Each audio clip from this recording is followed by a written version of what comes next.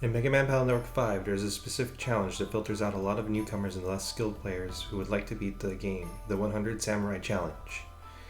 In order to reach this required minigame, you must have beaten the game up until the Searchman EXE in Team Protoman or Numberman EXE scenario in Team Colonel, have found the secret net area containing Gao, and entered End Area 3 after obtaining an email urging people not to jack into the net or go into places that have been previously liberated at the risk of your Navi turning evil.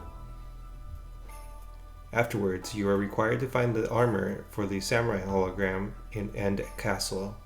This will unlock the area where the Samurai minigame takes place. In order to beat the minigame, you must cut down 100 dummy sumo wrestlers charging at you from 4 sides by pressing B without making a single mistake.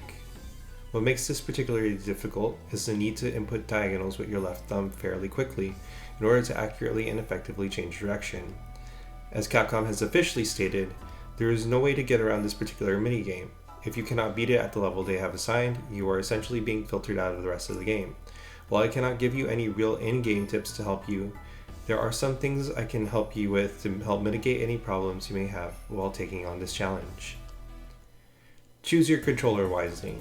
The type of controller you are using to interface with your game is a major component to how accurate your diagonals will come across. I suggest avoiding using a joystick and sticking to D-pad style controls. Early Nintendo Switch Pro controllers, the non-Xenoblade and Splatoon ones, are a pretty poor choice to use due to the way their diagonal inputs tend to feel as well.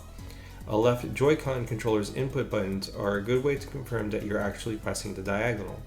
My personal recommendation is the 8-bit Do Light 1's Joy-Con style input.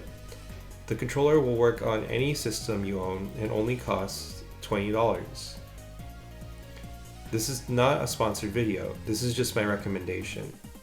I repeat, even though the D-pad is superior to early Switch Pro controllers on the 8-bit Do Light 1, it is not recommended for this challenge. You want to use a Joy-Con style D-pad just below the D-pad on the 8-bit Do Light for this challenge.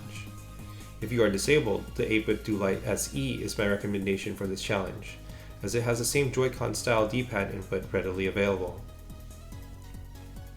Hitchhiker Thumb Strategy. A way to beat this game challenge is by using the Hitchhiker Thumb input strat. This can be used with even thumbs on the smaller side. Rest your entire thumb on the D-pad. Rest the heel of your thumb on the lower left buttons. The top right buttons of the D-pad will be where the tip of your thumb goes. This will cover the entire D-pad. Then tilt your thumb in the direction you want, pressing 2 buttons at a time. This will fatigue your hand faster, however. Be prepared to take multiple tries. Due to the way RNG works in this particular challenge, some of these particular rounds trying to take up the challenge will seem almost impossible to beat. They aren't really impossible, but RNG can mess you up a bit. And you only get one loss before you have to try it to take the whole trial again, no mistakes allowed. This challenge should take you no longer than 10 tries. If it takes you longer, I suggest taking a break. Play in 15-minute intervals. Play the challenge for 15 minutes to get the hang of it, and when your hand starts to hurt too much, take a break. It can be enticing to say just one more, otra vez, moikai, or what have you, even addicting.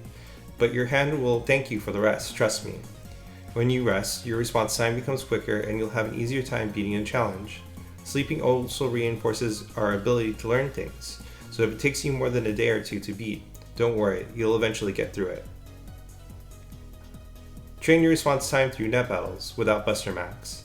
This minigame is essentially physically training you for the requirements to pay attention for long play sessions, and to seek out weak points. Basically, it's preparing you in its own unique sort of way to take on the final boss eventually. I recommend taking time trying to rank up high ranks in net battles if you end up getting subpar scores.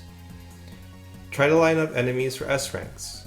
Go back to previous games and take on bosses or secret areas. As your response time improves, you will find you are more than capable to take on this challenge. And that's it for my tips for the 100 Samurai Challenge in Mega Man Battle Network 5, Team Protoman and Team Colonel. Did you find out anything new? Do you have your own tips and strategies? Please leave a comment in the video below and let's work together to fully complete the Mega Man Battle Network Legacy Collection.